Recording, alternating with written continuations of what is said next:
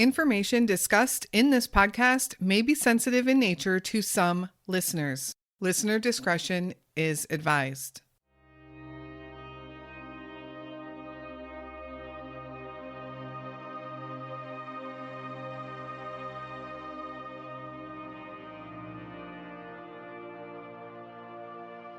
Professor John Warren was a brilliant engineer in his early career. In the 1950s and 1960s, John worked on government contracts designing military machines. The specific details of what he did for the government are unknown, of course, in true government fashion. However, John was known to excel at his work. Later on, John would become an engineering professor at Ocean City College in Toms River, New Jersey. And by the summer of 1983, at age 69, John had just officially retired. Toms River is a coastal town on the Jersey Shore. The community college where John taught was within walking distance of his home. John really enjoyed being close to the school. He had always been very active. In fact, until arthritis began to set in, John had also been a regular jogger. On the morning of August 7th, 1983, Tom and his family had a planned pool party that day. But John needed to go to the university first and told his wife that he was going to walk on over. It was about 8:45 a.m. There was a walking path through the woods that he could take, and even though his wife told him that she would prefer if he drove, it would be quicker and it would be easier, John was adamant on walking. When 10 o'clock rolled around and John wasn't back yet, his wife was immediately worried. They had a party to be at. Where was her husband? She gave him until 11 o'clock a.m., when she finally called the police to report her husband missing. Professor Warren had disappeared. Where is Professor John Warren?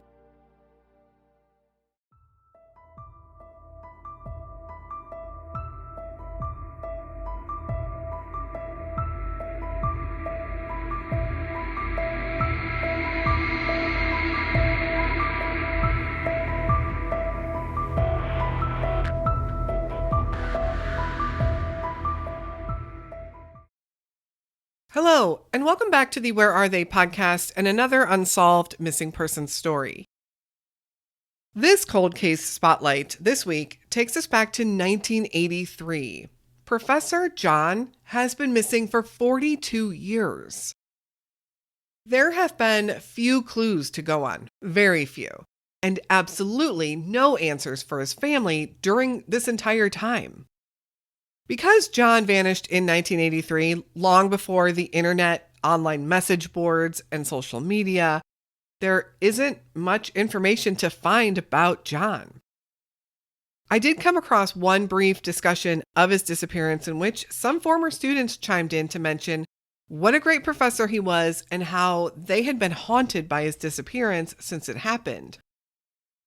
1983 was a pretty iconic year. The first commercial CD player was released, although most people were still listening to music on record players, cassette tapes, maybe even 8-tracks. Michael Jackson's ever-popular Thriller album came out that year and took the world by storm. It was unlike anything the music scene had ever seen before. And 1983 was the end of an era for MASH fans. The series finale was aired on February 28th that year. Over 100 million people tuned in to watch. Sally Ride became the first woman in space, and countries across the globe were all still very preoccupied with the Cold War. In fact, 1983 was considered the height of the Cold War in the 80s. 1983 would be a big year for John, too. After many years working as an engineer and then segueing into being a college professor, which he truly loved as well, he decided this was the year to retire. Now, we don't know much about who John was in his early years. He was born in 1914, and he would go on to become a brilliant engineer. We do know that much. And at some point in his career, John began working for a company called Nash Controls. And here he would take on projects designing military machinery for the government. These were very specific government contracts. There have been references to the secrecy of his work and the classified nature of his job in general. The truth is, we don't know much about the work John did, although it may play a role in his future, even well after he would leave that job. John was living with his wife in Toms River, New Jersey in 1983. Toms River is a coastal town near the Jersey Shore, and John lived very close to Ocean City Community College, where he had just retired as an associate engineering professor. John had really enjoyed his years of teaching, and he loved being close to the school. He was well liked there, and he was respected by his students and colleagues. John was always an avid jogger and very healthy and active, but that did slow down as he entered his 60s and he began to suffer from arthritis. But John still wanted to be out there, and he still wanted to be as active as he could for as long as he could. On the morning of August 7th, 1983, John told his wife that he needed to head over to the college. Now, the family had plans at 10 a.m., but John said he would be quick. He intended to walk through a path in the woods over to the school, as he usually did, but his wife suggested that he drive instead. She thought it would be quicker. She knew John's arthritis had been acting up, and she thought the day was going to be getting hot quickly. But John insisted that he was fine to walk. And this wasn't an unusual conversation for the couple. And in fact, this was just like John to insist on walking. She watched John head out onto the path around 8:45 a.m. that morning, thinking he would be back in about a half an hour, as he had told her. What is interesting is we don't know why John had to go to the college that morning. Was there even a specific reason, or had he just wanted to get out and walk? I did read one newspaper account in the Asbury Park Press that stated that John went on this 4-mile walk every morning. So it seems possible this was just part of his usual routine. He was just taking his walk. However, what I kind of find interesting is that he told his wife he'd be back in a half hour or so. Not really a time frame where I'd expect him to walk 4 miles. And they had plans that day. She had also suggested to him that he drive, which leads me to believe that he had somewhere specific to go and was not just out for daily exercise. After John had left, his wife waited, becoming more and more anxious. She made some phone calls, and finally, at 11 o'clock a.m., she called to report her husband missing. This was extremely out of character for John, and something like this had never happened before. She knew if he had gone to the university for some reason and been detained or held up, he would have made a phone call from the school to let her know that he was going to be late, so she didn't worry. Now, she had gone in search of John herself, and taking that path, she said that she found his footprints leading down the path towards the school, and then she found a set of footprints leading back that she also believed were John's. But there was no John anywhere. As authorities began to search for the missing professor, they walked the same path that John would have taken. They also went to the college and interviewed people who knew John, who might have seen John, and or might have some knowledge of where John was. They did find a couple of people who had seen John that morning. First, they encountered a security officer who had seen him around 9:15 on College Drive. He was walking alone and everything seemed fine. Second, they found a jogger who encountered John at 9:50 a.m. on Brokaw Boulevard. Now, I took a good look at Google Maps to see where all of these areas might have connected. And honestly, it makes sense that John would have been seen in these locations. The Asbury Press reported that John and his wife lived in the Squire Village neighborhood of Toms River. This is about a mile or a mile and a half from the college, and it is a residential neighborhood. College Drive, where Tom was first seen about a half hour after he left his home, is the drive that completely circles Ocean City College. If Tom was walking to the school for some reason, and if he walked a regular 4-mile loop usually, this would make complete sense. Then, when Tom was seen on Brokaw Boulevard at 9:50, this would put him back in the Squires Village area near his home.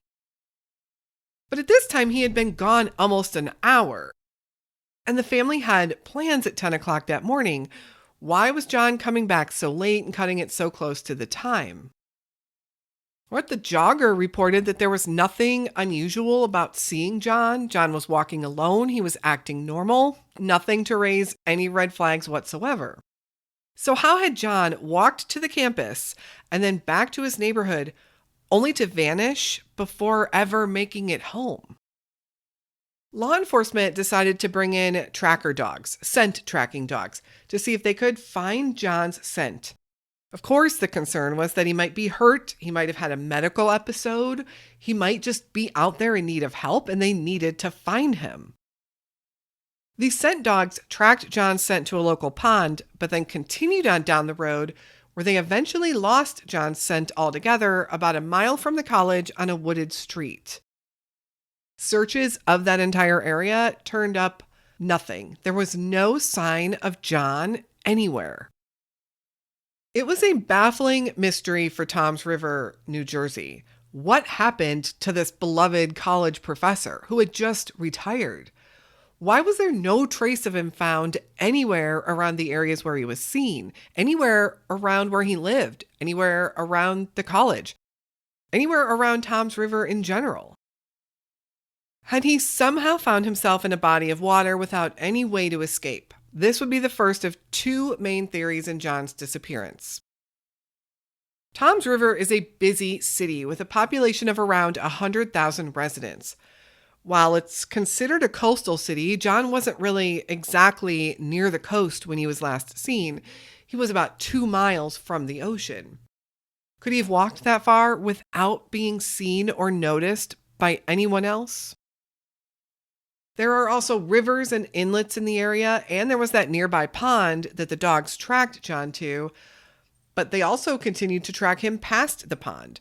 And really, this pond would have been on his route to and from the school. After 42 years, you'd also think with water levels going up and down, some sign of John would have surfaced had he ended up in the water somehow. John was 69 years old, but he was in good health and he was happy by all accounts. But accidents still happen. I just can't imagine that if he had ended up in the water that we wouldn't have found him by now. This leads me to the other theory in John's case.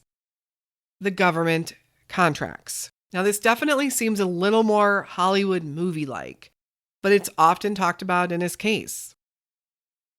Could his top secret government work have led to his disappearance? Now, it's really hard to go down this rabbit hole because we really don't know much about the work that he did, only that he worked on government contracts, designing machinery, and that these contracts were said to be confidential. But how serious were they? And why would that put him in harm's way, especially when it was a job he had left years and years earlier? I do want to say that while this theory cannot be ruled out and is often linked to John, there is no evidence of any kind to suggest that this is what may have happened. The problem is, there just isn't any evidence at all. So what do you think happened to Professor John Warren? John is described as a Caucasian man with gray hair when he was last seen. He was 69 years old in August of 1983. John was last seen to be wearing sneakers, but his clothing items are not known. It is not noted anywhere in his file what he might have been wearing. He was in the area of Ocean City College the morning he vanished, and he wasn't seen anywhere else aside from his neighborhood in Squires Village. If you have any information at all on the case of John Warren, please contact the Toms River Police Department at 732-349-0150. The story of Professor John Warren is tragic. He was a beloved member of the community. He had a loving wife at home, a wife with whom he'd been married to for 47 years. He was happy. He had just retired. He was in good health. Absolutely no one could have foreseen that John would be ripped from their lives so abruptly. And his family has had to live for so many decades now without any answers as to what happened to him. Will we have answers one day, even after all of this time? It's possible, and I hope so. Thank you for listening to John's story today, and a big thank you for being a supporter of our show. Your support helps us pay it forward, and we will continue to do as much as we can to help the families of the missing. Let's keep this train moving and keep pushing for answers in John's case and in all the cases that we talk about. Someone out there just might know something. Thank you again for listening today to the story, the baffling story of Professor John Warren. We will be back again very soon with another unsolved missing persons case. And until then, stay safe and hug your loved ones.